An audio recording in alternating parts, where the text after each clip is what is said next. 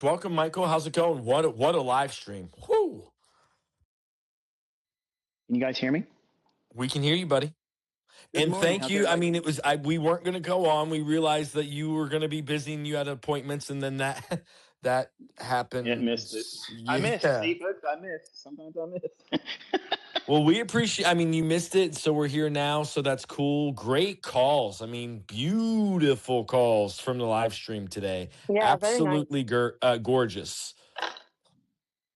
Well, I'm glad it was able to be shared with you today, and hopefully it was encouraging to all of you, seeing how the science I teach you works in real time as well. Yeah, I mean today textbook, anything and everything that you teach that we would look for. I mean, the way you could I mean the PD array matrix as you define it and where and how we are constantly shuffling from what's important at what price arrays within which raise and within the day. So today was a very nice classic example where we pivoted off of two previous days highs. And now it looks like we're coming back to a previous day's low. And like with all of the things that you teach, Michael, I mean, you've had lecture series where you've really tried to simplify everything that you do in folks looking at the previous day's highs and lows. Sounds good, man. Sign me up. I just want to say something real quick. This was so good that I'm gonna order 12 laptops right now. Yeah, man. I need it. It's fun. It's fun when you can really appreciate. There's no way around it, and it's not. We're not bragging here, folks. But when it's so obvious like this, it's like it leaves no room for them to go. They can't run. They can't hide. They have to chew on it and say, you know what? There's probably something to this. And I don't have to like the guy, but let me just investigate this stuff and see if it can happen in my own hands. And that's what I'm looking for everybody to do. And doing it in paper and learning and being in a lab and being okay with understanding that it's a lab, that there is no shame in trading paper, in learning how to trade without damaging yourself. It's real Today's a important. great example. And the more that you can do this for yourself live is when and how you convince yourself that you know how to do this. That's the confidence. Those are the gems, not blowing up. Too many people are so focused on blowing up, right, Michael? I mean, that's Exactly. what ends up happening is you're engaged, you're nervous, you don't know what to do, and you just literally blow up. You just like pop like a pimple and you don't know how to engage with any of these thoughts or these feelings. But what Michael is trying to do is show you very scientifically, very in a way in which it's repetitious for you, the trader, you, the analysis, to put these prices on your chart for you to look for, or these boxes or these quadrants or these octants. You put them all on your chart, and then you get to make critical decisions based on what you're learning. And today, I mean, if you really understand what Michael has taught throughout his compendium, and if you have the specific arrays that he's taught, today was very, very clear and a very, very good example for someone to do quite a bit with their, even if it is a paper account, you could do quite a bit in proving to yourself that these concepts work. On a day that's less probable, on a day that most folks are spinning their thumbs, you could be applying the laboratory of trading in lab and seeing where and how price is moving based on these concepts. So, Michael, masterclass today. I just can't reiterate that enough. Appreciate that, man. Appreciate it. I'd love to hear everybody else's feedback on Yes, what they absolutely, got from it. absolutely.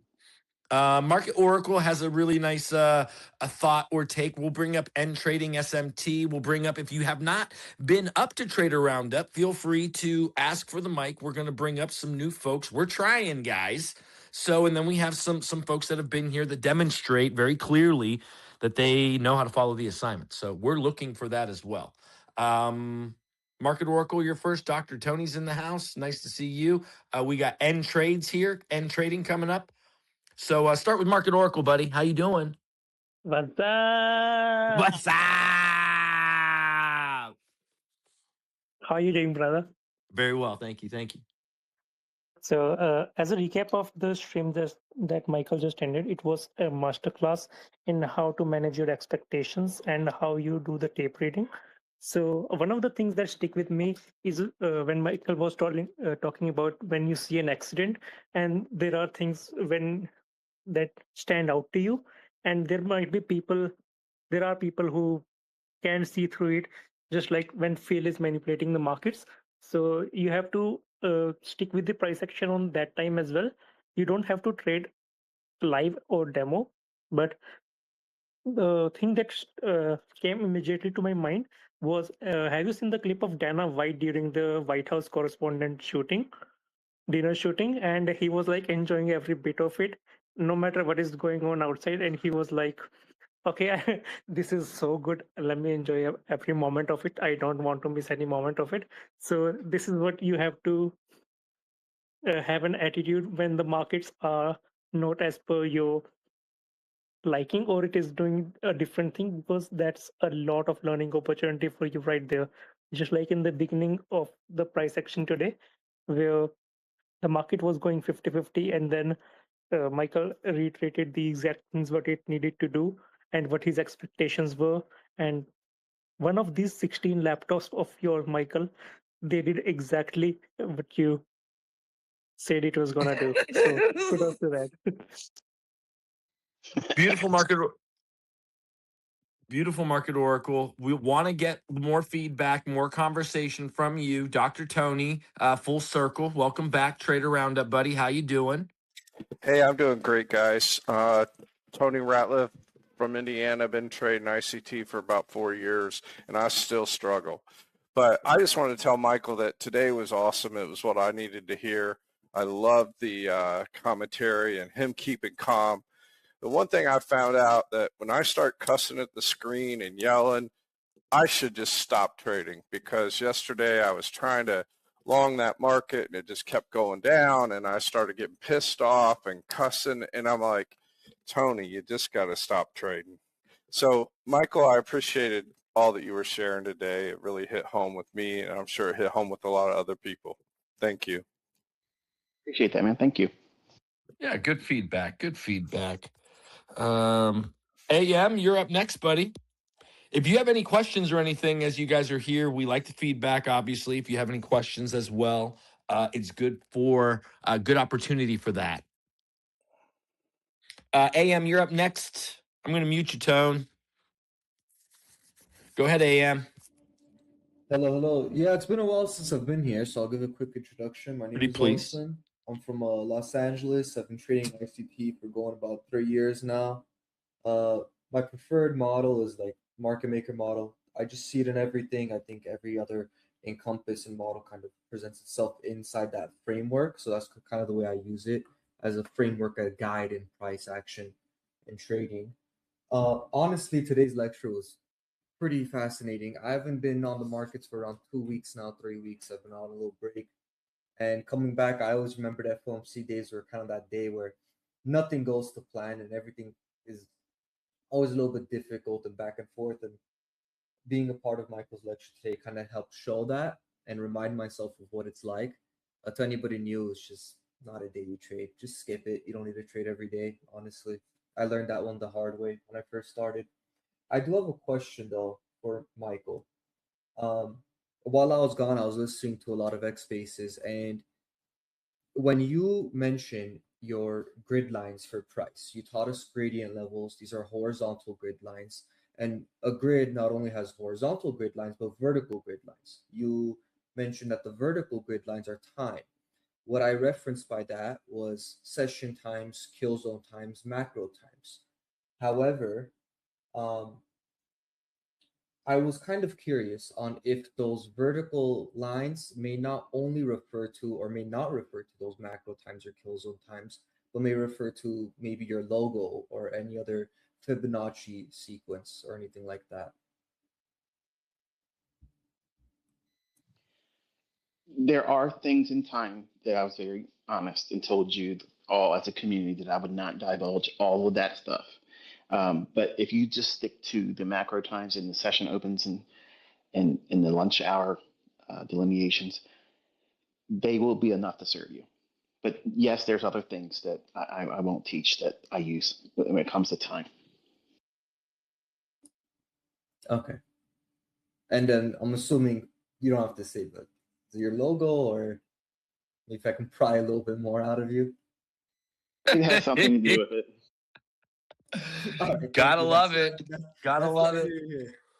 Hey, I really appreciate I mean our time warriors when they come up and they're looking for the keys to unlock time. I mean, we've had quite a few time warriors here in the Trader Roundup space. I would even argue most of the folks here, time is one of their primary emphases. And I think that's a great thing. So, as traders, as ICT based traders, that emphasis on time is a great thing. And I think it's something that you could and should constantly explore with where and how your model is actuating in the market. If I can be uh, somewhat assertive on this topic at the moment, I want you to think about what I was showcasing today over live price action. I don't know how many people were watching, but I'm sure there's at least 10. So if we're looking at price action and everything I talked about had zero reference to time, all we were looking at was this price action and liquidity. So if you got to the skill set level of being able to do what was shown today, staying with one side of the marketplace, not being lulled into wanting to go short, and focusing on the things that I highlighted, and that's all you were ever able to accomplish, not requiring any element of time, except for it's the time of day where this type of thing can form, but no real specific or scientific, hierarchy beyond that. Would that be failure, or would you not be satisfied with something like just like today? Like I have students that sometimes they cuss me out in the emails. They say I'm a fraud because I won't teach that part. That doesn't make a fraud. It makes someone that says, I told you in the beginning, I'm not going to teach you everything. And that's the line. I'm not going to cross that line. And I understand and I appreciate the enthusiasm. It keeps coming up, but I'm not going to breach that line. I'm not going to change it. I'm not going to go beyond it. I'm not going to tip my toe over the water a little bit and say, okay, I'll give you a little bit more. I'm not going to do that. And I don't want you to be mad at me because I've been honest and told you I wasn't going to teach all that. But what I have taught is light years, no pun intended, above everything else out there. And you don't need everything that I'm not willing to teach you because I have you in the same place where a lot of those things are going to do it anyway, but you're not worrying about the aspect of time. You're just looking at what is price doing when it should move. And do these PD arrays support that logic? Because that's what this language has afforded you, a way of understanding things that I am not going to teach entirely. You don't have to know why the things are performing exactly as they are in the chart. Think about it. What's actually occurring in price action, because it ain't buying and selling pressure. Why is it that these inefficiencies are my PD arrays? Why is it behaving in a way where when it's bullish, it stays in the upper half and doesn't allow a body in the lower half? You don't need to know what that is. You just need to know that that's what you look for, right? It's equivalent to my wife. She doesn't know how the engine starts up in her car. She just knows when she gets in, she pushes the button, it should start up. If it doesn't, she texts me and says, can I use another car? That's the extent of her concern. You are doing the same thing in price action. Is the price telling you that you should expect it to continue going in one direction? And as long as it's doing that, you don't have to complicate anything. What I showed today is how simple it can be when you allow it to be. When you start heaping on all these extra things, can you manage all that extra information? Because the things I have to deal with time, many of you would choke on it because it's a lot. It is a lot. And many of you think that if you had it, it would help you. You would go crazy with it because I was on the edge of that. So just know that it's not necessary. And I wish people would backpedal away from that topic because I'm never going to cross it and I'm never going to give you what you're asking for when it comes to that.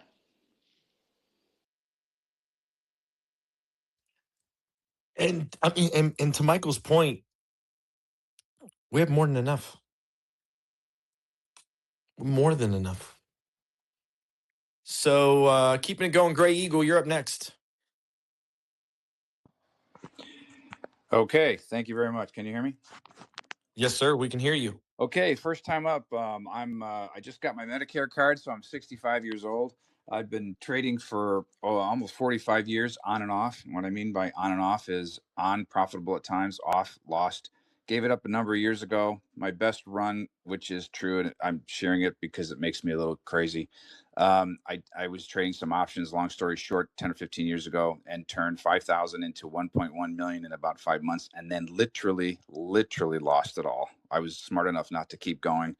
So that gives you some background. Wow. I mean, it's insane. And but thanks for telling us that. I mean, that's a lot of experience in the market. I mean, there's a lot there. Just not very smart experience. I didn't say that. We don't have to. We both know experience does not mean wisdom or smart. It just means experience. Exactly. It means our ass has been fucking handed to us, right? I mean, exactly. So I know I appreciate that, brother. I appreciate you coming up and saying that. So I appreciate the context. How do you engage with price per se? I engage in price with fair value gap, primarily first presented fair value gap. I found Michael in January 25. I started with 2024 and literally obsessed through it, taking notes, time markers, while keeping up with 25 and 26. And then this January, I finished. I went all the way back through 2024, took notes again on a computer, thinking, hey, I'm going to want to search for this. So, of course, I love to listen to Pip Munch because she's precise. And when I did it the second time, my notes literally tripled. I was astonished. But I'm not a social media guy. I'm not trying to build anything. I don't understand why people can't see how obvious the genius of Michael is. I mean, the perfection is unreal. So maybe that's just my age. But I would encourage everybody to just focus in on it because it's incredible. So I'll comment on today. Today was extremely helpful for this reason. But in February, I had 8 days in a row of profit. Demo trading, still demo, and I did everything Michael suggested. Back testing is to the best of my ability, and finally had 8 days profit. Thinking, hey, I'm there, and knowing on that Friday, wait a second, be careful, you've been here before, watch the overconfidence. And no kidding, for the next 10 days, I was red. And on that Friday, I pounded my desk. I have glass on my desk. I can't believe I didn't break it, but I was so frustrated because I didn't know what I'd done. So Saturday, wake up, and I just couldn't figure it out. Friday, Saturday, wake up, get on my knees and say, okay, what have I done? And I prayed, and I got this clear message, FOMO. And what I was doing was when everything was chopping, and then there was one move out of 10, I was in all 9 of those until the 10th move, chopping, getting cut up, trying to catch that one. And I thought, hey, that was a great epiphany. Well, today, Michael's walking and talking through that trade was so helpful because this last week's been frustrating like it has for a lot of people. But to hear him step by step when I'm in there, and I did a demo on my first presented fair value gap because I've learned that if I'm just watching, I don't get the emotion and the energy and the anxiety and the overthinking.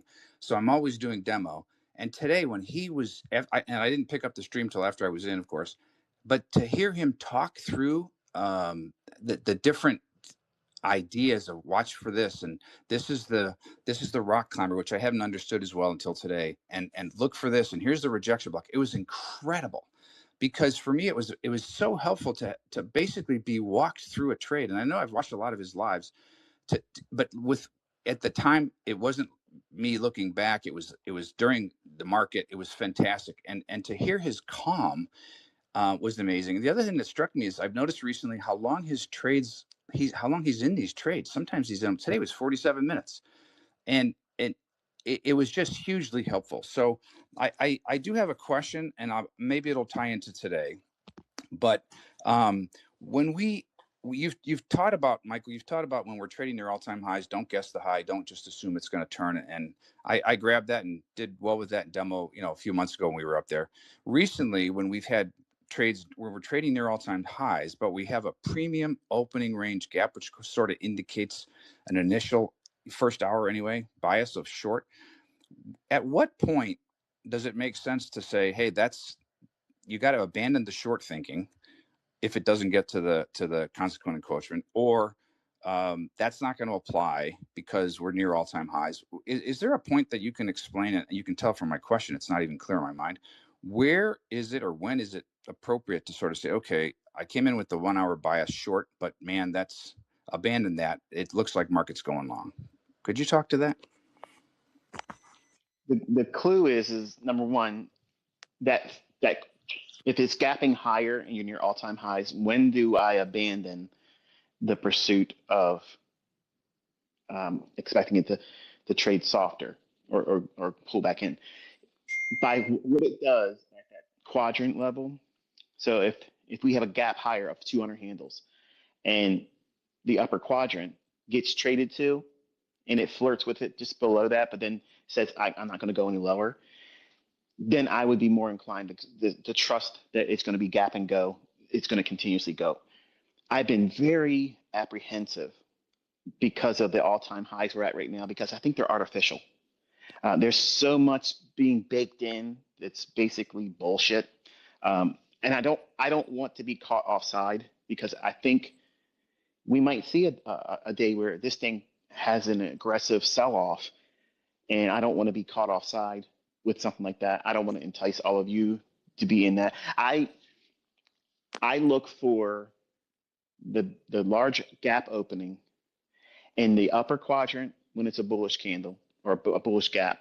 That's like the trigger. It tells me, because if it's really wanting to go lower and be heavy, it'll smash through that upper quadrant level and just cut right through it. It won't even mess around with it. But if it starts showing interest around that, it's kind of like saying, look, I got into the gap, but don't expect any more, and then expect to go, continuously go higher. If we weren't in this geopolitical horse shit that's going on right now, and we were just in a traditional all-time high, I'd be every single day looking for reasons to keep going long. But because of the bullshit that's in the market right now, I'm okay with, and you've seen examples of it, where I'll take shorts. I'll look for shorts, because I think that while I could get stopped out, I don't think we're in a market where it's going to have 1,000-point gap up intraday because of some good news. There ain't enough good news to cause that. So it's more likely that there'll be bad news. And if I'm short, I could catch a tiger by the tail by not trying to chase all-time highs. So I'm not sure if I was able to answer your question, but that's what I'm wrestling with right now because of the geopolitical climate that we're in. Okay. Yeah, you did answer my question. Thank you. That's clear. I recognize that it's it's not a no-brainer decision, and I'm hearing your voice in my head more and more these days. So and that's a welcome thing, by the way. I appreciate it. Okay. My final question is this, if I could. Sure. I struggle with the entries and the macro, and I've gone back and forth on discipline. I'm only going to enter in the macro, or I'm only going to enter when there's a PD array formed in the macro. And when I watch your trades, honestly, sometimes I get so frustrated because it looks so obvious when you do it and you teach it. And then I look at it and go, man, I'm obsessively. I mean, I'm telling you, I'm nights and weekends, 4 to 8 hours a day on the weekends, 2 to 4 hours at night. I mean, I'm not kidding. It's intense because I'm sort of OCD in that way. But when I see it and I'm not there yet, it's very frustrating. And I've heard a lot of other people share that. In terms of the entry relative to the macro, am I overthinking it by thinking I should either enter only in a macro or enter only when PD arrays form in a macro? Because I see a lot of your trades entered outside of the macro. Could you comment to that? If you stick to these rules, it'll do better for you than if you didn't. The macro times are like key injections of volatility that are directionally derived. It means if there's going to be a directional run, they're going to many times start or originate just after that. So Okay. try not to predict the move or be positioned ahead of the macro. I have done some of that in this economic climate, and sometimes I've had to suffer through a little bit of drawdown. It went because of my experience sometimes in my favor, but other times it stopped me out. So don't try to trade ahead of the macro time. Trade either during the macro time or just after it, as long as you're in close proximity to what starts that trade. So if the inception of the price run is going to go higher and you didn't participate during the macro time to get in at the ideal time, but you're in close proximity to it just after the macro time ended, and there's a PD array that supports what you're expecting to see happen, don't be afraid to take that. There's nothing inherently wrong with that at all. But what I've done, I've taken more drawdown than I should have because I'm trying to outsmart the marketplace because of the bullshit that's going on. predicting what I think should happen in price action and trading ahead of the macro, and it's not giving me the benefit that I would expect by having greater smarts or experience, actually suffering through more drawdown, or the market's just sitting there stagnant. And then after the macro does what it normally does, then it runs. So I'm putting myself through unnecessary frustration. So that's the response to your question in regards to the macro and whatnot. Okay, hugely helpful. Okay, thank you. I'll just close by saying, Kit, thank you very much. When you first started referring me back to core content, I was thinking, man, I've been doing this for almost a year and a half, 4 hours and 2 hours a session. I'll never be able to do it. And I finally just heard your persuasion enough to sort of go back. And I appreciate the fact that you're an encyclopedia and all this. So thank you very much. I appreciate this. And thanks for allowing me to ask the questions. I'm very grateful for you, Kit, and for you, Michael. You're a gift to us all. Thank you. Thank you, brother. Thank you for sharing the time. Yeah, my man Gray Eagle coming up. Really enjoyed. You got to follow out of me, Gray Eagle. I'll be in your DMs. I'm excited to jump into the we'll jump on the chart and take a look at some things and see if we can't delve into some of these concepts. I mean, you really just want to model. I love your question on macros. I can tell you this, and I just want to add, as a student, when you backtest, when you look for ways to increase your Sharpe ratio, your win rate, your expectancy, these very specific analytics that over time become more and more important. I'm someone who's done that a lot, and I'm here to tell you, I got the data. I don't fuck around in the market if it ain't a macro. I win way more if I'm trading in a macro. If I'm trying to fuck around outside of a macro, then my expectancy goes down and my rim weight goes down. So I'm telling you from experience, as someone who is, as a student, my analytics, my statistics go down when I'm not operating in a macro. So take that for what it's worth. You've got data to collect and you've got ways in which to find your trade. But I'm just giving you my thoughts and 2 cents on that. No, I appreciate that. It's funny. I have a spreadsheet that I keep track of, and long story short, I'll be quick. I put it into ChatGPT to analyze what am I doing right, what am I doing well, et cetera. And it came back and said, hey, when you're in premium or discount, you're doing that right, and when you're in the macro, your results are better.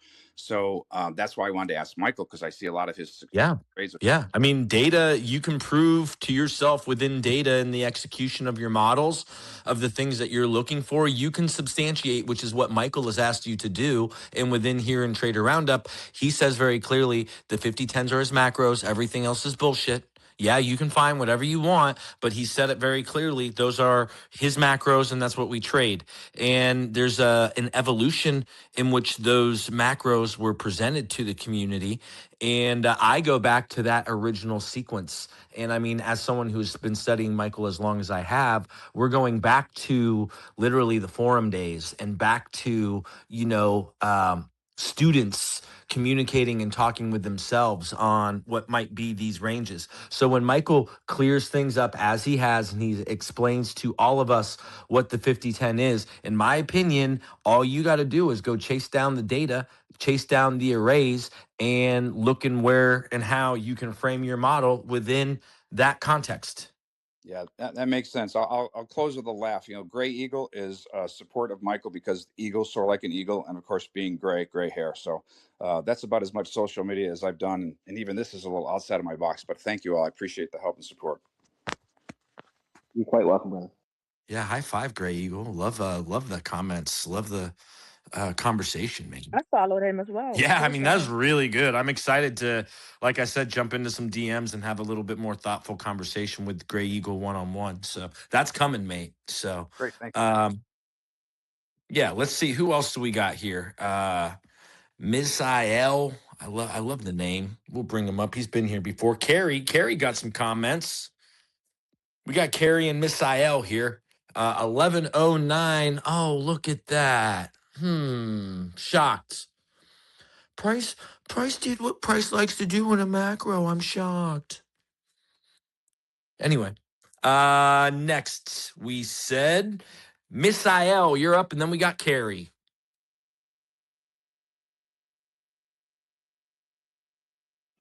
Hello, Kit.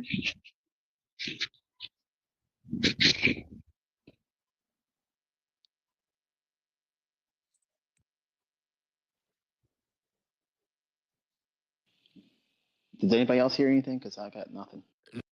I don't hear anything. Nah, he was on for like a whole half second and then he jumped off. Are you there, buddy? Hello, can you hear me? Yeah, we can hear you now, Carrie. Oh, I'm a bit nervous. It's my first time. So, hi, Michael. Hi, Bunch. Hi, everybody. Hi, buddy. Can you follow protocol? You know what that is, right? Yeah. All right, then let's do it. So, yeah, I'm Gary. I'm from India. And professionally, I'm a lawyer. And I've been trading for the past... High five. Yeah, I've been trading for the past 3 years. So, I've started with this candlestick pattern and all. So late 2023, I found ICT, and then I started with the 2022 model. So I'm also doing my practice. So I was not that consistent. Then by late 2024, beginning of 2025, I logged in for a whole year. So, guys, can you hear me? We can, Carrie. Go ahead. Yes. Yeah, so by 2025, I logged in, and then, for the whole year, I mean, till date, I never break my consistency. So by the end of the year, I was doing the whole thing with the demo. So by the whole year, by the end of 2025, I started to find my consistency with 2022 model. And then, last so I spoke with Kin and he referred me to the core content month 1, 4, 8, and 12. And also, I have done that. I have, written all the notes, note down all the things which are important for the day trading model. So I have found myself that within a short 1 year, with full consistency, didn't break any day. Like I literally cut off my practice, and then when this 2026 came, till February, I was really, having a good, year since last year. And then March and April, like I was struggling a lot. But then when I saw on, what I saw on X, Instagram and all, so many traders are saying, yeah, this is the, tough time. And then I heard it also from ICT because I never, missed his live stream. I'm always attending his live stream. So I really love his, this doing drills and then tape reading. The way he taught in tape reading, how to confirm whether this is the right FVG or the confirmation, and how it invalidates, how to validate. I mean, it really helps a lot because I am very impulsive. And last time when I spoke with Kid and he told me, yeah, you are, doing very bad thing. You are trading, this even are there. And, like FOMC, sometimes I forgot things, but then when there are people to help, like I'm very grateful.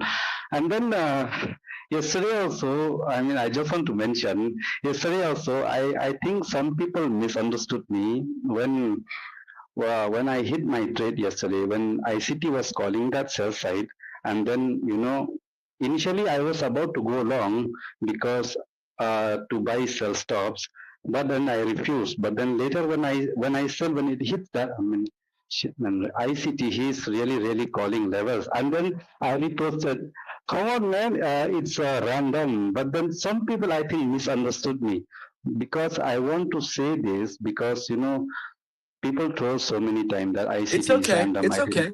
It's okay. We know what you mean, and I understand some folks can do that. Did you have a specific question at all, Carrie? I mean, I saw some comments you had yesterday. My question is, when there are, see, today we have smooth highs, okay? We have smooth highs, 27,251 and a half, and then 27,288 and a quarter. So, yeah, price is very slow during morning, but what I experienced from last time, what ICT said then, before FOMC, like he don't always, say it's a good time to trade. But the levels like I committed because we are in a bullish order flow, but also it's a very tough price action. But then today I refuse to, trade my what to say funded or my real account.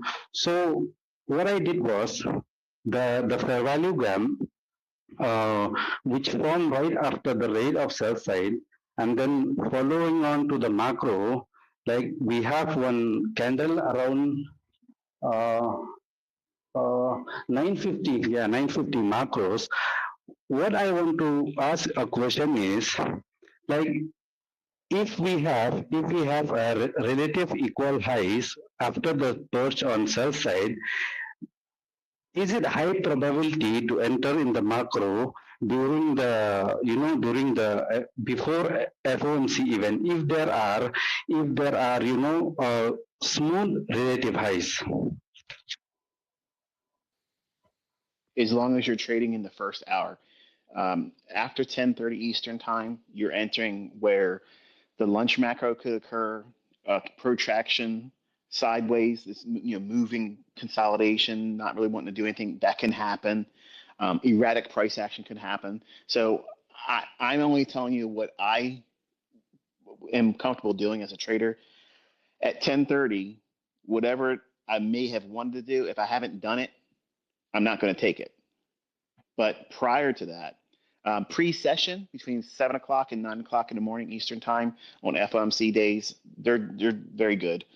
You can do a lot of stuff in that type of price action.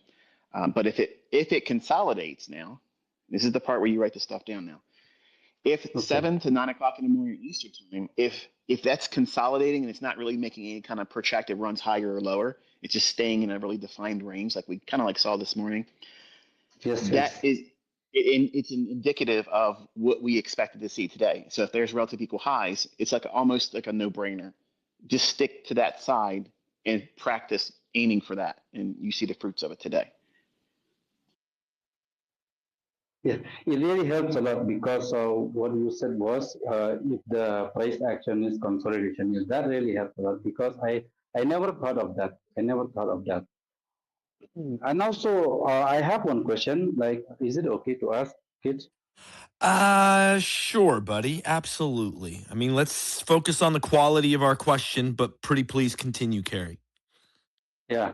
So today, around 9:35, I regarded that as a discount week.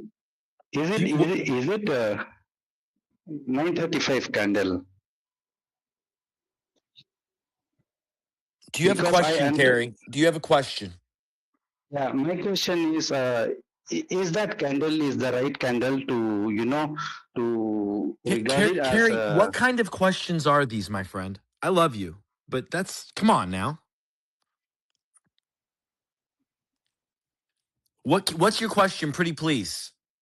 I want Michael to be able to answer it, but you can't ask, well, is this question, I understand. I'm patiently going to ask Carrie, pretty please, do you have a question? So actually, my question is already answered by Michael. Okay, thank you so much. That's what I wanted to hear. Okay? Yeah, Thank you yeah, so much. I appreciate that, yeah, Carrie. We're going to continue yeah. the conversation. We're going to move on because we have a lot of people here. And I know you're nervous and you can ramble and you don't realize that you're just excited to be here. And high five. Thank you And for being here. yeah. I appreciate you. Thank you. Okay. Okay, kid. I Awesome. also forgot. I also forgot because I'm nervous. So yeah, never I mind. understand. That's okay. I'm going to mute you, Carrie. We're going to continue the conversation. I understand that nervous energy is a thing. So I respect it. SHC, you're up 12:15 next. is our extraction time. Okay. Pardon me, sir? 12:15 is our hard extraction time. All right, beautiful, beautiful. That gives us time. We got time, folks. If you have a question and you think this is a very good question, pretty please throw the question into the comment section. Pretty please, so we can review the specific comments that are there and potentially pull you up with the question. Folks that are engaging with DMs and saying, bring me up, I have a question, and then you don't ask the question, there is 0 out of 0% chance that you demanding to come on stage is going to happen, okay? You need to provide and deposit what you would like to contribute to the conversation. Demanding on coming up with nothing of substance is not going to be in all of our best efforts. So I'm just reminding the folks that are littering my DMs right now with shallow, vapid requests to want to come up because you want to come up. That's not how this works. Okay. Anyway, continuing the conversation, SHC, pretty please jump in. Hello. Yeah. Can you hear me? Yeah, we can hear you, bud. So I'm SHC. I'm 20 years old. I'm from Spain, and I engage with price by basically applying narrative to the chart.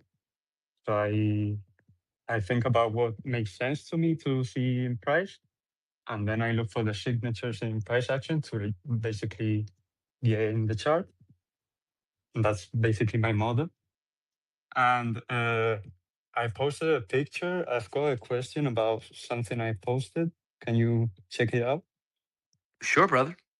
So you just posted it recently? 28 minutes ago. Okay, 28 minutes ago. That's good.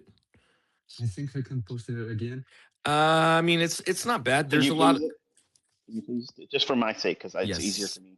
The old man's eyes aren't what they used to be. And what? Yes, please repost it, SHC. Oh, okay.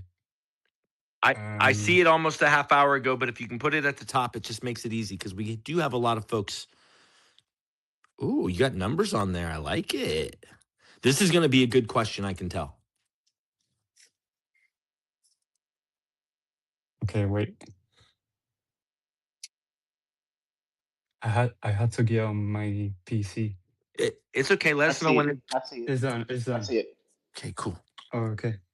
So from my understanding, if we have a suspension block, on top of another suspension block, we can basically use the full range of both suspension blocks at the same time. So in the pic, you can see the Asia opening, and we've got like a suspension block on top of another one, on top of another one. So my question would be that for the first percentage for value gap, would we use the big displacement, or could we use the whole range of the suspension blocks? Do you get what I'm saying? Okay, your number one area, that's not a suspension block. That's just a outside Yeah, balance, outside that's just efficiency. yeah. Just a volume imbalance at the low. Suspension block has to Yeah. have above and below as part of it. But now, with that said, what is it that you're asking about? Like, for example, if we have a first percentage for value gap and it's a suspension block, and below we have another suspension block, could we be looking at the whole range that both suspension blocks like form? Or should we be looking at just the obvious displacement, for example? What you can do is go back, you can go up one time frame. So I can't tell what this chart time frame is. Can you tell me what it is? The Like 1 minute. Okay, so you could go like to a 2 minute, and it'll clean up all those broken pieces that you have highlighted as 1 and 2. It can, in a 1 minute perspective, it looks like it's too broken. But if you do it as a 2 minute or a 3 minute, it may give you a better, cleaner inefficiency to work with. So it kind of like helps you consecutive where there's volume imbalances. One of the things you can do is go up one magnification and time frame. It'll resolve a lot of that stuff. You want to make it as clean as you possibly can to one inefficiency When you get that, when you get a consequent encroachment of that one specific range of inefficiency, it's going to serve you better than trying to worry about whether this one here, one or two, and what do you got to do with it. Just go up one time frame, and it'll blend those two into one single candle. Oh, okay, yeah. I didn't think about it, but I had a bit of difficulties like using what I just posted. So thank you. You're I've very got welcome. another question. Sure. Can I go? Yeah. Absolutely. Okay. For opening prices, I've seen that apart from the 9:30 opening price and the 4:14 opening price, we tend to use opening prices from previous days, like a 6 a.m. opening price or a midnight opening price or 8:30 opening price. What The was the days price? after, What was the price you said after 9:30? no, I mean apart from 9:30 and 4:14 uh, as prices, not well opening prices not 4:14, but just listen to my question because I'm getting mixed up. The What I'm basically asking is how long should we extend opening prices on our charts? Like for example, the 6 a.m. opening price.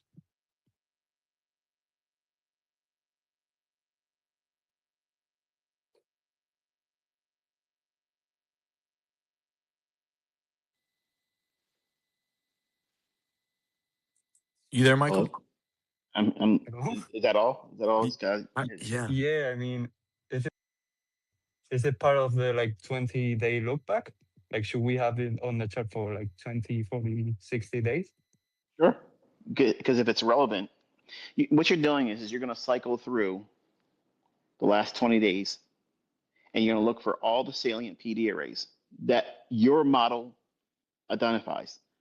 You're not trying to do every possible scenario. You're not. It's not a kitchen sink approach, and that doesn't mean that you're going to have a model that gets every win, every price run.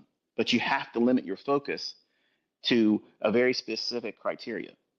So yes, you're going to go back 20 days, and everything that you would utilize within your model and what PD array that you like to use or implement, you're going to look for all of them. And you're going to get the highest high and the lowest low of all those PD arrays. And that is your matrix. And if you're in the upper half of that and you're bearish, you have high probabilities that the market's going to go lower. And you start seeking the easiest low hanging fruit sell side objective. And it's just a matter of determining what those PD arrays that you're going to attribute to as part of your model. Not everybody uses a breaker.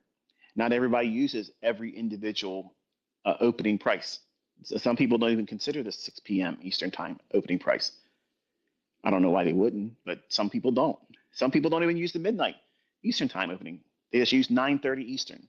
That's their opening price. Well, that's their model. And if they're viewing price action through that lens, that perspective, and it's important to them in their model, nobody can say otherwise. So, yes, 20 days, 40 days, and 60 days look back. But you can't do wrong if you're going back the last 5 days. Okay, the last 5 days, you're so close to market pricing. Chances are you're going to catch a tiger by the tail if you just focus there. But there's a whole lot of other insight that you won't have unless you go back the last 4 weeks, which is the last 20 days look back. Was that helpful to you? Yeah, yeah. So if I understand correctly, I could do something like look at the midnight opening price for the past 5 days or past 20 days and get the lowest midnight opening price to the highest extreme and grade them. I could do something like that. Exactly. Okay, okay. Thank you. That's a good question, young man. I like that. That was good. I mean, you worked through it. That was good. I mean, that was good. I like that. I liked how My you. I bad. like how you It's had just, discovery there at the end within those questions. Pardon me, Michael. yeah, I mean, it is the language barrier a bit. So, No, it's good, bro. It's great. It's great, and we understand the language barrier as well, wholeheartedly. So, okay. yeah. Hey, good job, man. Good job, Thank you. Tyler. You're up next, bud. what's going on, guys? Can you hear me? Yes, sir. Hey, it's protocol real quick. I am 28. I live in Lancaster, Pennsylvania. I trade, at least try to trade smart money reversals, and then layer in at the 2022 model. I just had a question on timing. I know you talk about a lot about, macros, kill zones, and I was watching what was the one?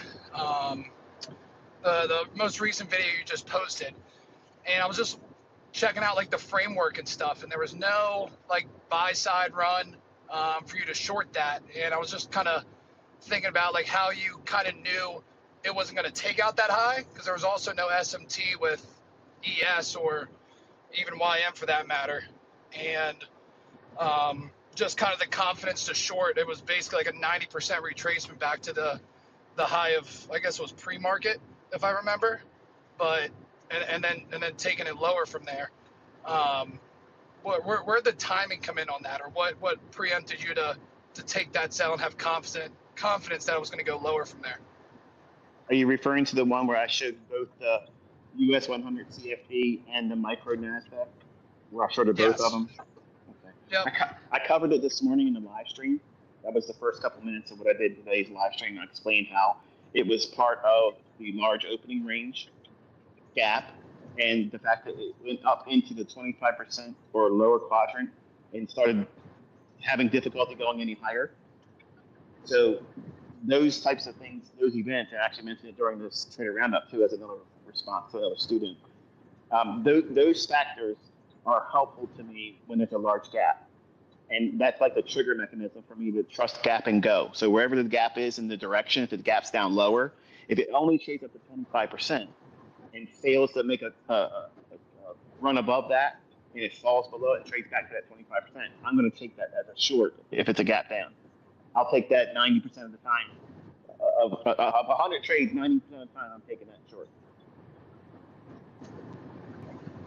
Gosh, yeah, I was looking for the mid gap, but yeah, the timing on that as well was pretty neat too. So I was just kind of wondering about that as well. So I mean, obviously it's time and price, but yeah, I mean, definitely looking for that buy side run first, and then taking it lower. But yeah, taking it from there. I mean, it makes sense when you have a big gap like that, and yeah, no, I appreciate it. Thanks, Tyler. Keeping it going. Nas Daddy, you're up. Hello? Yes, sir. Hey, okay, so protocol real quick. I'm 28. I've been trading for 9 years, 5 years trading retail, harmonics and stuff, 4.5 with ICT. Just wanted to give some feedback on today's stream. I was just thinking last night about if I stop trading, this is actually going to produce more profitability because I'm not in here trying to force setups or anything like that. And in today's stream, I mean, it's FOMC, so it's kind of expected. You know, I decided to tune in because I'm not trading. And he's talking about, talking about price and how it's not really high probability, so much back and forth. And I was just observing and really taking in the lesson. And I just appreciated, a lot of the lessons he's like, Michael, that you're putting in on the streams. I don't really have a question, but just because I find myself just listening more and taking in those lessons, and more nowadays, I find myself hearing and really paying more attention to the things Michael says in the streams. I trade market maker models, and I primarily use like swing.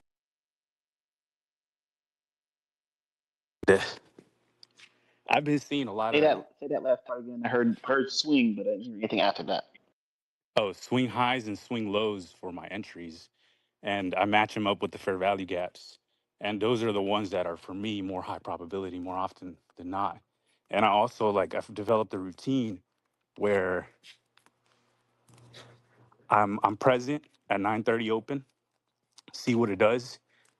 I kind of watch it for a little bit, get off the charts, and then come back at the macro time, because I've noticed that anytime between those first 30 minutes, usually I can be profitable. I can make predict a move, but those clean runs do happen at those macro times. And I've just I've been doing, working on my routine, following the same routine daily, and I've just I've I feel like I've got it down to where I can show up and know around what time not to take a trade, when I need to actually start looking for a trade, the signatures I'm looking for, which is those swing highs, and we see that fair value gap, like expansion higher, creating a fair value gap, and I get entries off of. I'm observing the market maker models on the 4-hour chart, the daily chart, the 1-hour chart, and seeing where we're likely to gravitate. And then I get down. My model is primarily on the 15-second chart, 1 minute chart. That's where my entries are. And today it was just obliterated. I would have not made any money today. And I'm just so grateful that I didn't do anything. And it pushes my progress forward because I'm no longer taking those unnecessary losses. And yeah, I just want to share my feedback That's about today's that's a stream. really good feedback, buddy. I love hearing that for you and your progress. It sounds like you had some Thank real you. constructive steps, and you were very topical with your conversation. So thank you. I thought that was great. Yeah, thank you. I appreciate the feedback too. I mean, it's nice to hear different stages of development amongst the varying degrees of how much time they've been investing into this and themselves learning it, and then hearing how you get these plateaus and achievements of understanding and your progression towards being a better analyst. Once you're a good analyst, that's a requirement before you're a good trader, and you're well on your way to get to that. Your observations, the things you're looking for, the discipline to step away and go back in with a very specific time-based focus around the macro. That's awesome. If you look at the price run today, when I was looking at those wicks, I said I'm watching the consequent encroachment of that premium wick, which would act Mhm. as a discount wick. Well, at 10:08, or as my wife would say, 8 minutes after 10, that's during the macro, and that was the low of the run, and we saw our run to those relative equal highs. So something like that sounds like it would fit really good with you, because what I was outlining was a market maker buy model today. If you haven't picked up on what was being discussed and what we were looking at, Yes, I you're, was only you're looking for buys. there. You go. It sounds like you're well on your way, man. I'm glad to hear it. Yeah, thank you. I do see like I'm on my way, and a lot of the stuff like I've just simplified it. I used to try to use all the PD arrays, and I don't know, this year I just started using swing highs and swing lows and focusing on that. And I mean, it could be different stages. Like I could be using a breaker or a market structure shift swing low, um, but it's just when I simplified it to that and just fair value gaps, it's just really pushed me forward to, and also the discipline. You just need one paintbrush. Start putting paint on the canvas every day, and you'll get better at it. For sure. Well, thank you so much. Thank you That for dis- sharing, brother. Thank you. that discipline and simplicity, it's so underrated. If too many folks want to be masters at the entire compendium, and they think that the more that they know, that somehow that makes them a better trader. When you just want to simplify a model, you want to do 10,000 kicks, you want as much data as possible that you can come to the market and anticipate what is going to happen based on the collection of data that you have collected. When you do those things, inevitably you will find success. And the problem is folks don't follow the procedure. They don't follow the plan. They think they're smarter than the architecture, than the blueprint, than the plan. And, Michael's trying to come up here lovingly and show you guys, hey, there's a schematic, there's a way in which you can go about it, there's rules, there's signatures, there's things that we look for And when you provide, I love how he mentioned today the if then logic statements. And it really takes traders to understand what coding is in computer science. I mean, you've said that so much, Michael, in previous conversations throughout your compendium, really within a lot of the rants and whatnot. Just the if then statement, you said it again today. And I just want the trader to understand that does not have that logic tree. If this happens, then that happens. If this doesn't happen, then this might happen or could happen. Or there's there's a probability if this doesn't happen, then this might happen. And then all of those if then statements, they really, really, really, really bode well for you, the trader, to be applying that logic. And on days like today, you need to focus, do things in demo. I'm so sick and tired of seeing social media, people that don't even trade live funds. They're in fucking, you guys are trading sim evaluations accounts and you're bashing other traders for trading fucking paper. It's the most asinine thing I've ever seen within the community. And I'm going to be a guy that'd be like, yep, took that trade in paper. You got a problem with that? Oh, that means I don't know how to trade? Really? Oh, really? Because I took a trade in paper, it means I don't know how to trade? Or when you do the whole thing live, you record yourself, you show the logic, what you're looking for, what you're anticipating, you're going to see. I mean, I did a little recording. It was an hour and 5 minutes over Michael's stream today, in which I took paper trades. They were paper. They were done in paper, and they were done as a laboratory because I wouldn't trade or exercise live capital over this price action based on my own rules.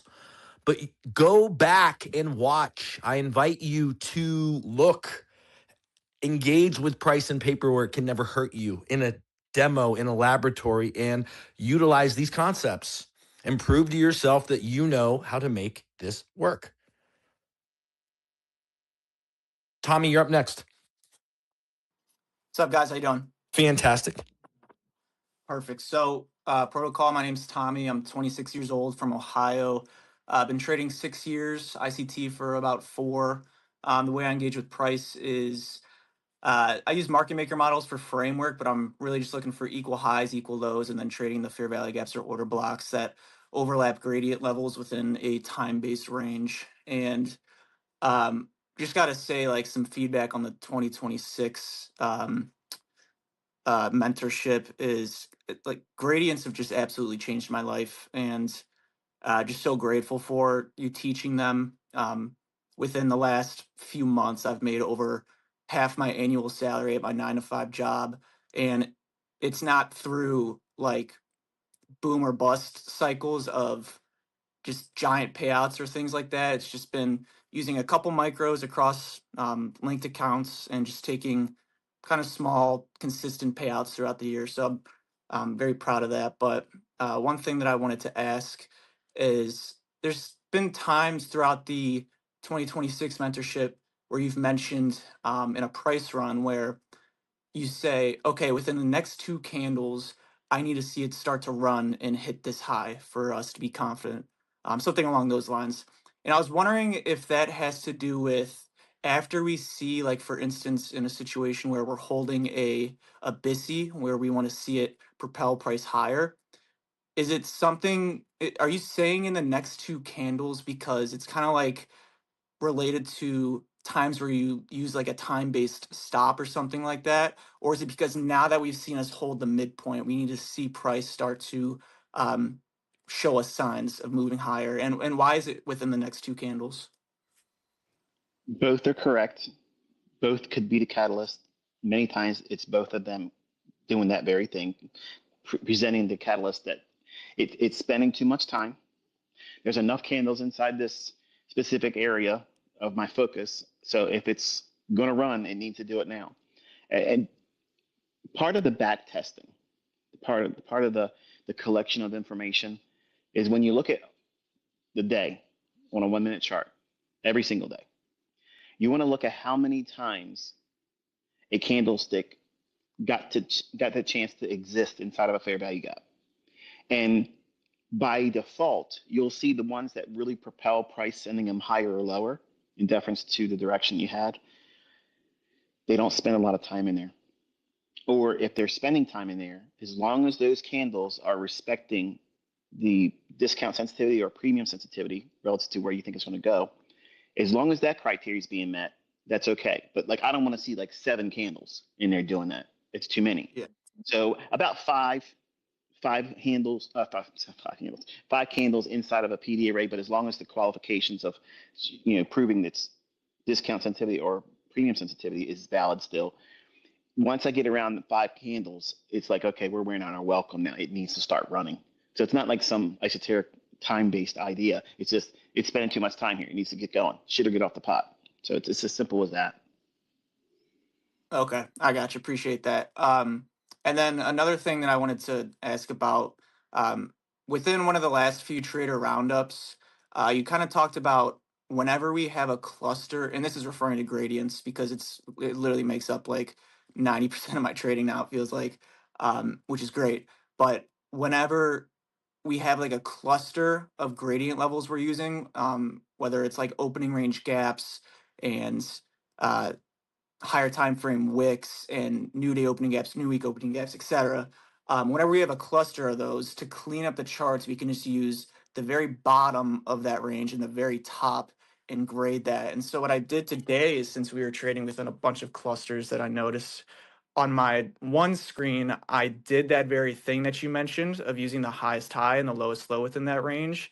And um, on my other screen just had all of the gradient levels that I would normally have using all of those ranges. Whenever you're doing that, where you're using the highest high and the lowest low, is that an instance, since the gradient levels are going to be a little bit farther away from each other now? I used eighths today with that idea because it was my first time looking at it like this. I noticed less setups, but those levels are very Clean, salient to price. Yeah, very yeah, yeah. clean, very responsive. Yes. So since they're farther apart and there's less on the chart, is that going to be an instance where you use the 16ths now? Ken, Okay. Alrighty. Yeah, thank you. I appreciate that. you're And very welcome. I know if you're like what I mentioned earlier about um, making the money. I don't want to just say like I made it, but what I've been able to do with it was my fiance is going through nursing school right now and she's kind of struggling with money. So what I've been able to do that I would not have been able to do if I was just working my job is help support her and help support us even more. So that's Praise just God. That's awesome. Thank you for sharing that. yeah, yeah. Thank you. So appreciate it, guys. Good for you, Tommy. I love hearing that, brother. Good for you. That's a really, really good story. I love hearing that for you, man. Way to provide. Way to provide, way to support. Thanks, guys. Great work. Really love hearing that. Couple more. We got Levi coming up here. It really is a wonderful, humbling.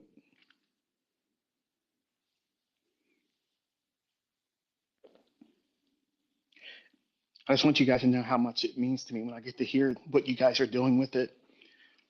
And I just want to give thanks to the Father for allowing me to be the conduit for this, because I get such a blessing hearing how other people are taking this information and making it beneficial to others. But don't just stop at your family members. Find a way to do it with people you don't know. And I promise you, you have no idea the type of blessings that come in like a flood.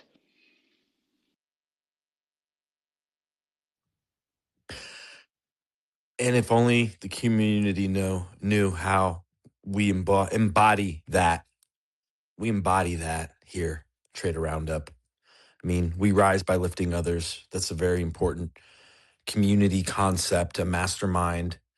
Um, that energy, I mean, we get that from Michael. We rise by lifting others. You get more by helping other people. And in this trading game, this space, it's a really good opportunity to share your story, how you're utilizing these things in your hand. And then if and when you can, try and help someone else. That's really the energy. That's what it's all about. So lovely to hear, Tommy. Really nice to hear. Levi, you're up next, bud.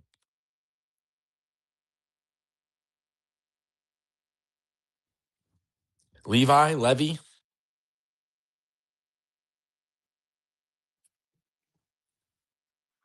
Oh, 1 second, kid. You can just keep going. All right, I got Sorry. you. No problem. You're all good. I appreciate that. This is Tim Butler. Tim Butler, you there, buddy? Yes, sir. I'm here. How's it going, Tim Butler? How you doing? What's up? I'm doing well. Get straight to it. I'm Tim Butler. I was so excited yesterday. I was just excited. But I'm gonna get to the chase. I'm Tim Butler. I've been trading ICT since 2023. I've been with him since 2023. The first time I got in contact with ICT was he was on a Twitter live stream on Iran, and I was like, man, this guy's confident. So I followed him. But long story short, cutting to today, I sent in the chat what I seen today and also what I seen yesterday. So ICT, I engage with price. Like my ultimate engage, my bread and butter is daily like quadrants. So if it's a wick or gap, I use that. And which like my original was fair value gaps that lay over that. But I've been seeing in the current market condition wicks that I'm like, man, these are insane wicks. Like I've been trading since 2020 and 2022, 2023, those were different market conditions. And, I've never seen it on this level. So I've been using wicks lately.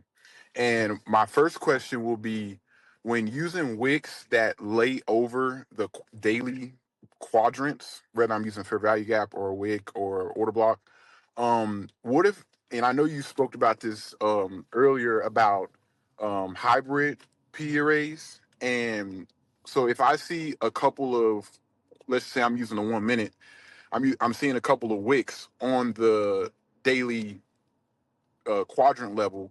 Would it be like you were saying a couple of talks like this? I would just take the extreme high and extreme lows of the wicks, and grading. Let's say if I want to see buying pressure, or I want to see buying what's going up, staying above it. Did you just say Could buying I pressure? I almost said it. I almost said a saying. I caught myself. I was like, no, don't say it. And I started out trading with trend lines, so just forgive me, man. Forgive me. That's I I'm heard trying to it. I raise my hilarious. heard it. programming. But that's actually insane. But Then you so like apologize. That's even funnier. Like, oh, my bad. because ICT has been telling me for the past not like 3 years we don't believe in that crap. Yeah. And it's hard, switching Well, over. dude, you got to And understand. I was hanging out with Santa Claus the other day, and the Easter Bunny came, and holy shit.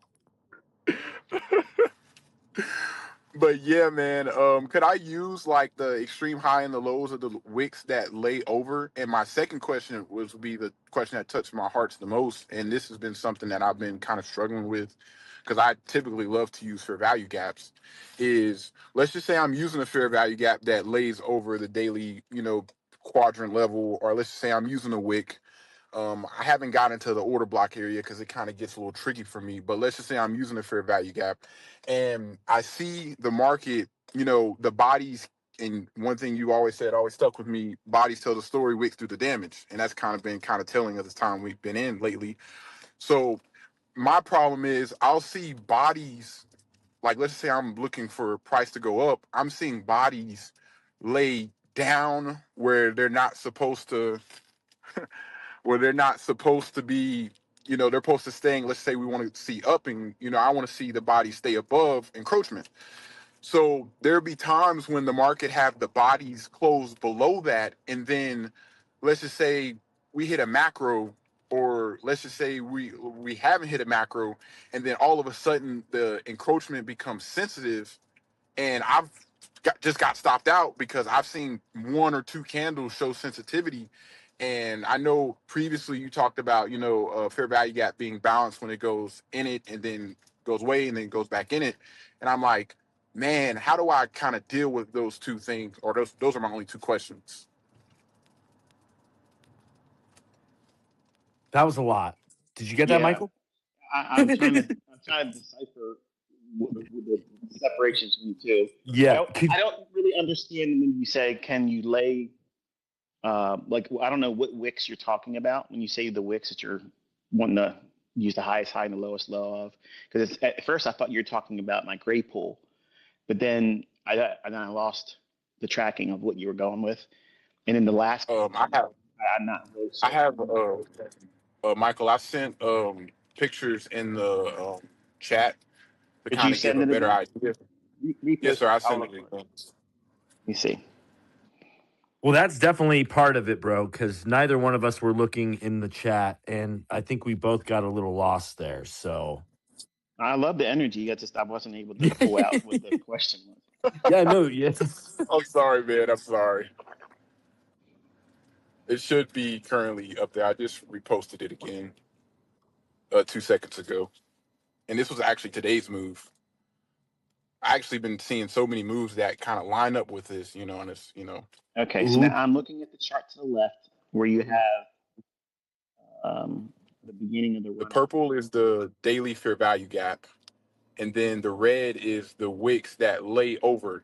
Like the wicks have to lay over the quadrant level. It can't be, kind of has to lay over. Like if I was using the fair value gap, and I've kind of like took an extreme of the wicks that lay over that quadrant. Okay, well, tell me which one of those wicks you're anchored to for the highest high. So what I've been um, using is the wick. So there's a couple of wicks that lay over that quadrant level, and with I'm because that's one of the problems I used to deal with is which wick do I use, and I would see multiple wicks lay over the quadrant level, and I'm like, man, which one's the best one? And then I back tested, you know, because I like experimenting with things, and I was like, man, what if I just use the range of the wicks that just lay over? Mm-hmm. Because some candles, the body goes over the quadrant level and the wicks are outside, but there's some wicks that lay on top of the quadrant level that I like to anchor, and I just wanted your feedback on that.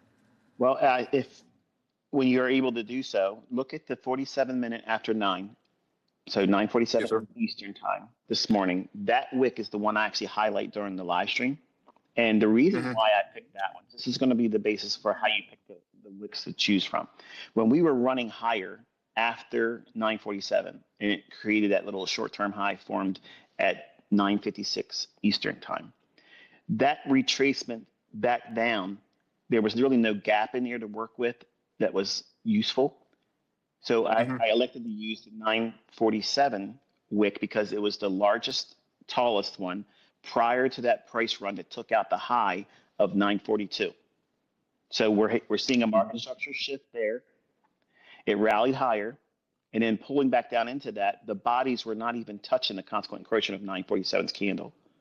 The fact that it didn't Yeah. do that, it was indicating, as I mentioned, that that's a signature or a telltale sign that Phil's probably going to run this thing higher. And there it went. So you're Okay. looking for the wick, the tallest wick that price ran above when you're bullish. Mm-hmm. It'll use constant encroachment of that. So I don't think it's necessary for you to be like looking for layering over top of multiple wicks and the highest high and lows. I don't personally do anything like that. But what you watch Mm-hmm. me do here and when I've taught in other instances, that's all I do with the wicks. I don't really go beyond that. Okay. If you find So something and it's neat and you see something working, by all means, if you're feeling like you want to share it, then please. But I personally, I just don't do anything like that. I got you. And my last question would be like, let's just say I have like this, or I kind of said it, but I'm sorry. Like I want to see upper prices, but let's just say the bodies aren't being sensitive.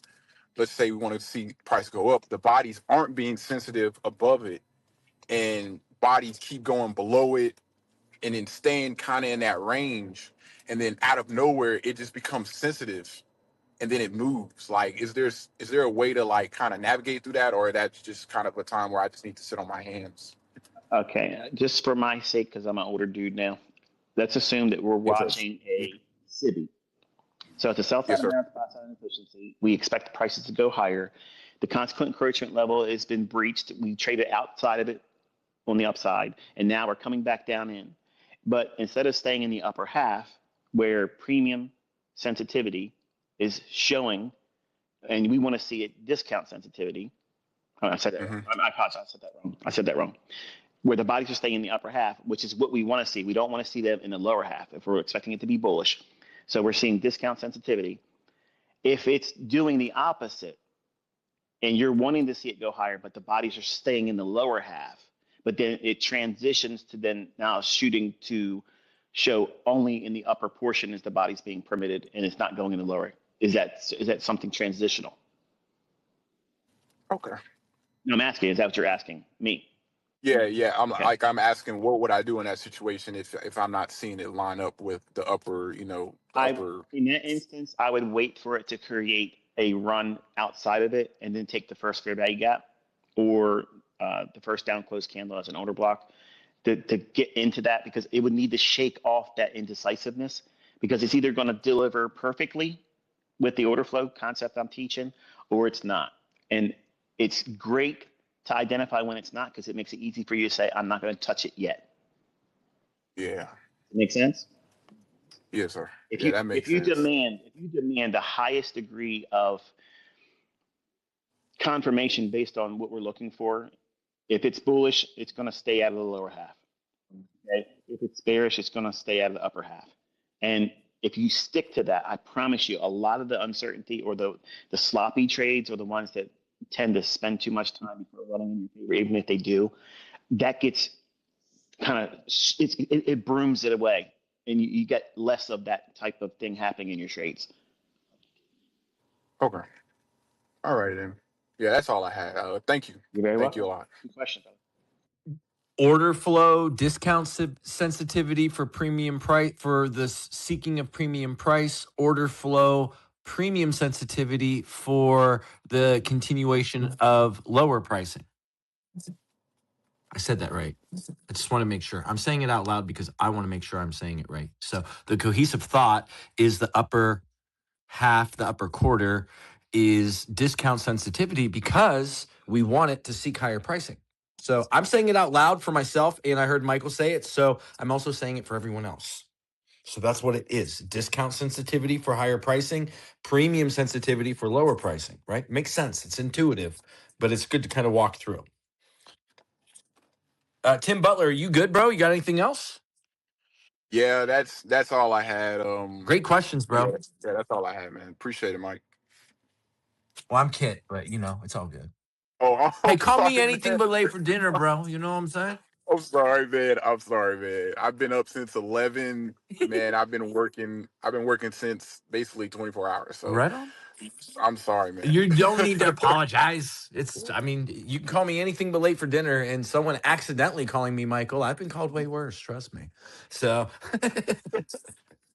S-Pill, let's bring you up next. And thanks, Tim Butler. Hey, what's up, Kit? S-Pill, how you doing? Good. What's going on, man? Not much, buddy. How about yourself? How you doing? I'm doing great, man.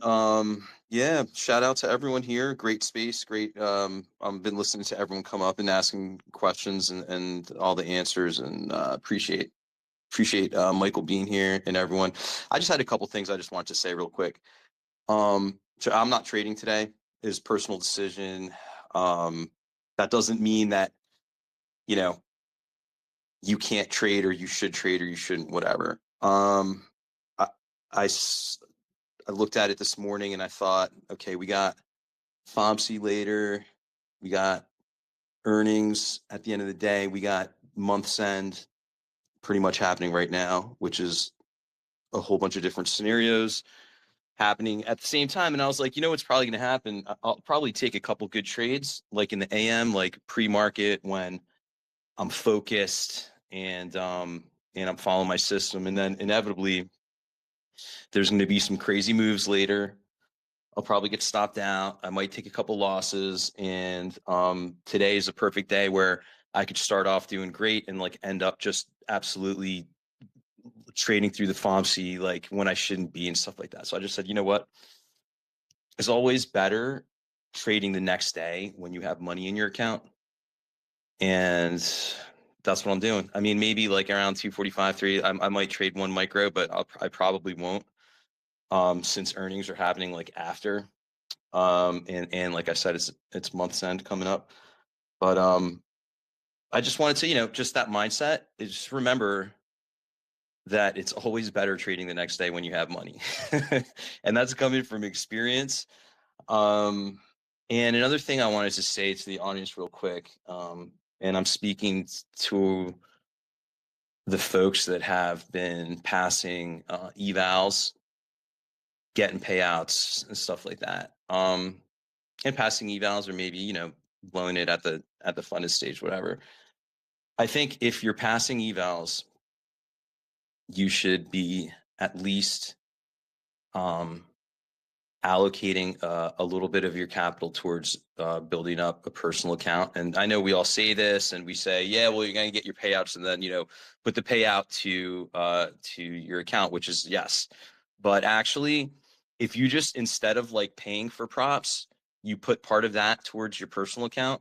So you have like whatever you're spending per month, just spend less on the props and spend more on yourself, because I think this, if you can pass evals, you're already a better trader than you think you are. Obviously, we need a lot of time and consistency and stuff like that, but it's a lot easier trading your own account. A lot. The props, I mean, they add a layer of difficulty, right? I mean, there's just they're more not rules. designed. They're not Right. designed to Pay you. pay you out. They're just not. So it's a layer of a casino on a casino that you're already like in, right? So we're doing something that's already very difficult. And if you really think about it, because I've gotten a lot of pushback, I've been called terrible things like on this app. Yeah, no, I've seen that. I've seen that. And I was just like, are you guys kidding me? Like, and I'm not saying that, don't ever use props are dead or whatever. I'm just saying that well, regarding that, if you think that you're going to make $25,000 in 1 week on props because you can like spend $1,000 and get all these accounts, right there, that mindset, that's the scratchy mindset. Like you're looking to win like a scratchy 25 grand. You're not looking to be a trader over long term, like realistic approach. And that came from like, if I had $1,000, I would put it in my own account versus buying props. That's good. That's good insight. I like that. Well, I mean, the reason is, you could do it. Of course you could do it. I mean, anyone could do it, but are you gonna keep doing it? Because this is what happens with props. Bro, I got people in here. They're like, what's the question? Time is precious. Oh, folks. they Yeah, wanna I mean, talk. this is Okay, not a all right. tradition. No, it's just not a traditional space. So we're here. It's just not a traditional Michael's space. here. So. Okay, I got Yeah. you. Well, and I appreciate shooting the shit, but no, that's cool. everyone here is kind of like. He can comment on the personal account versus prop. Last point about that is because remember, after all that stuff and going through all the rules and how difficult they make it, then you can also only withdraw half of it, right? I mean, like on your personal account, man, you can take a little bit out at the end of the week if you need to. You don't need to like be going for these crazy payouts. But that was it. It was more of like just a positive vibe to send to everybody. I think you can do it. I think you're probably better traders than like maybe you think you are, especially if you're already passing all these evals and stuff like that. And I'll let everyone else come on. Kit, thanks so much for letting me just hop on real quick. Love you guys. My boy S Pill coming in, trying to add value. So I value and appreciate the dad energy, trying to bring value. It's kind of funny. I look at all the comments. Folks are like angry because they're like, well, I got a question. Bring me up instead. How are you going to let that guy talk? He's not even talking. It's pretty funny. My DMs right now are hilarious. Folks' heads literally popping off. But we got just a few more minutes. Jaquan with the last question. I know he's been up. He's had a good question. So looking for a good question to wrap things up. Jaquan, you're up. Jaquan, I'm sorry. It's not Jaquan, it's Jaquan. My bad. Jaquan, You're talking to a muted mic, mate. Jaquan. Oh, look at my boy. Live trading is where. Hey, where'd Jared go?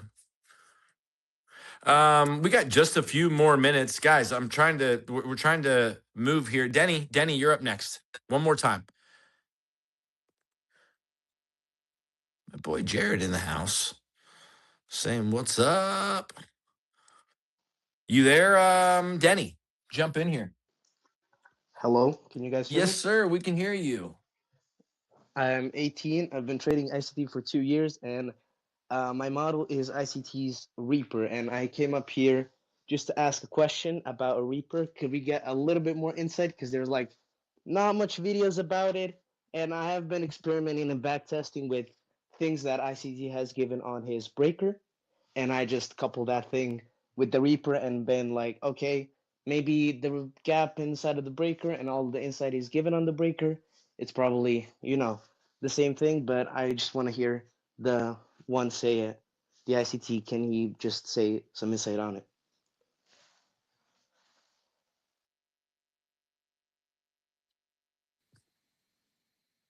Did you get what he said, Michael? No, actually, Yeah, I I didn't. didn't really. I heard him kind of mumbling at the end, something about Reaper and like Reaper, Reaper. Is my mic all right? It is. I would make it a point of enunciating your words. I'm sorry. So my question is, can we get a little bit more insight on the Reaper?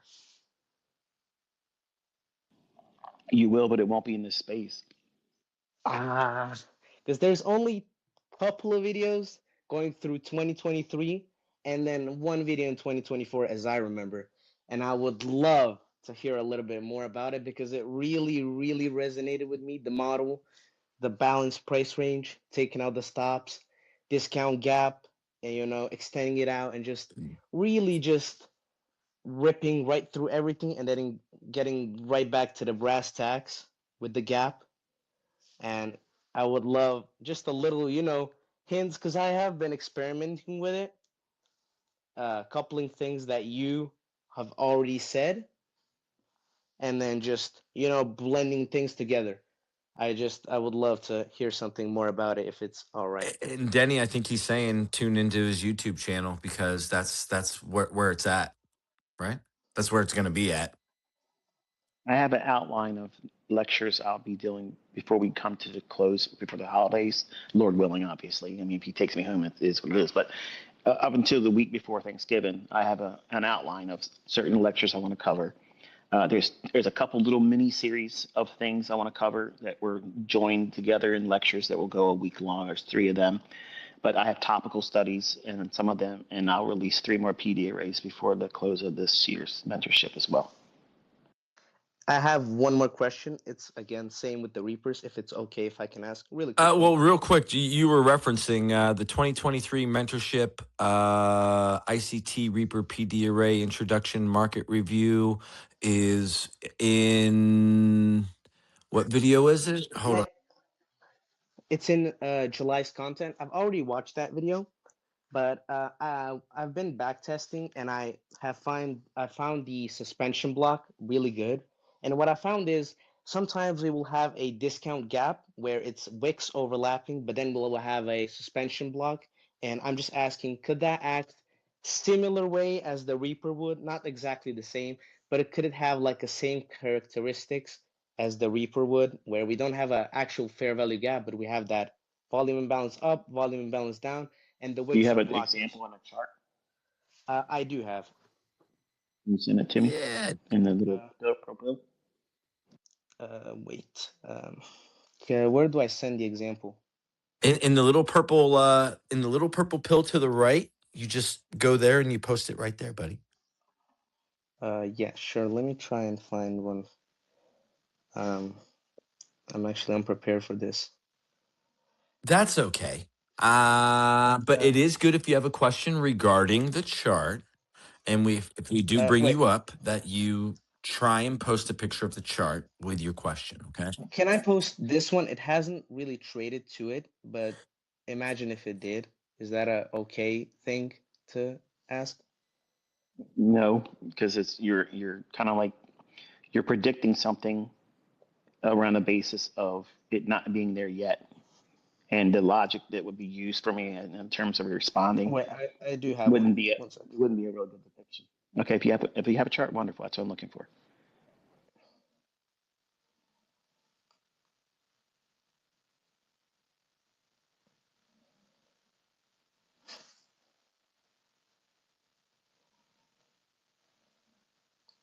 I've sent it. Nice. So it will be something like this, Well, hold on. where we form Calm this down. break. Calm down. Wait, Michael, do you see it? I'm looking. Hang on one Yeah, second. it's a brown chart by Denny.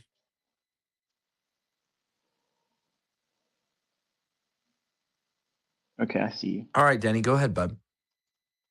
So you see how the wicks, we don't really have a reprint in that price run from the like A to B, but there's these wicks overlapping, and I basically taken the consequent encroachments and extended them through. So it's kind of like an implied fair value gap inside of that A to B price leg. Could that be something valuable? What do you call an A to B? Because I don't see an A to B highlighted. I see lines. I see a vertical line. I see There's highlighted a, candles. yeah, where the two red lines are outlined. You see the high, the low, like lower The low and horizontal red lines at roughly 27,130 and 20. 27,110, roughly. Okay, I see it. So you're And highlighting the that's, consequent version of the down closed candle, and then the yeah, discount wick of the yeah. second up closed candle. So it will be basically like an implied gap, what you've been teaching, where it will act just like a fair value gap.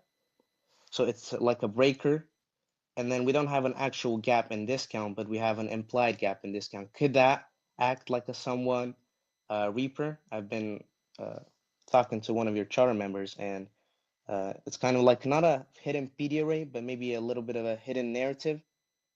I wouldn't anchor to those candlesticks. I wouldn't do anything with those specific wicks like you're doing here. But I would do it with the wick with the most down close. Look at your swing low that's highlighted with that little pink area where the candles are highlighted with a little pink box. Just to Mm-hmm. the left of that, you have your most lowest down close candle. The Yes. closing candle of that, okay? If you look at that candlestick right to the right of it, that consequent encroachment of that down closed candle is the up candle, the lowest one. That one, and then the very next one where you have highlighted, I guess it's a pink box. Those two, I would have those highlighted, and that would have been useful for the last portion, right before it leaves that little pink area. That's something I would have highlighted, but I don't see any benefit to doing what you're showing here. And I'm not saying that it's not good. You might discover something. I just Yeah, don't yeah, yeah. personally apply it. Oh, no, it's just like a lot of back testing, and it's something that like just you see a repeat over and over, and I guess it just resonated with me. I cannot find the Mhm. suspension block one, but this is also like a similar example. So some suspension block would be like the same, like here, literally the same exact idea, but I guess it's not something you would be looking for. But I am looking forward to those Reaper PDRA lectures, and thank you If very you look much. at your down closed candle, right at it looks like you have a shaded gray. I'm sorry, green box area. Yeah. It's the longest down closed candle with the longest down or discount wick that crosses down through your two little red dotted lines. Mm-hmm. That fair value gap there that has what looks like it's a suspension block. I'm not a suspension block. A volume imbalance at the low of it. That gap, if you extend that over, you'll see what it's utilizing with the little return back into those dotted lines you're trying to showcase there. It's actually responding to that, which is inversion. Yeah, yeah, yeah. I do see that. Also, go to the left of that, and you'll see that big long wick that starts the green box that you have shaded. Find the consequent encroachment of that and carry that over, and you'll see what it's not doing. And that's why Yeah, it's I do. important to I see do that. remember in 2023 you said that if the Reapers are above your pay grade, you could use the inversion fair value gap resonated with the breaker. So I guess that's what you're trying to outline here. Not so much. I'm just showing you the wick, the consequent correction of a wick to the left of a fair value gap. Yeah, I see it. That I see, becomes an inversion. I'll scratch your itch in regards to the Reaper, but it'll be later in the fall when I get to it. Okay. Okay. Denny, I like how I like how he's very emphatic about trading the Reaper. So I like it. It's just the logic around I it love is it. I love it really for you, bro. I love it for you. It's great.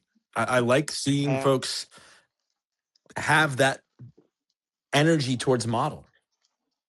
yeah. I appreciate you bringing me on here. I really appreciate that. Thank you very much. Hey, Kit, in the future, Yes, sir. when we have a hard extraction time, can we like start winding it down 5 minutes before? Don't give any opportunity for anyone because I don't want to be rude That's and my rush fault. them off. It's my fault. But My bad. I'm getting looked at All right right, that's my now. bad. I apologize. That's on me. So I take that. I apologize. With that said, everybody, let's wrap up where we're at. Hard extraction time has been met. Thank you, everybody, for being here for Trader Roundup post ICT live stream. Michael, Have a good day. have a great one. Got it. Bye, everybody.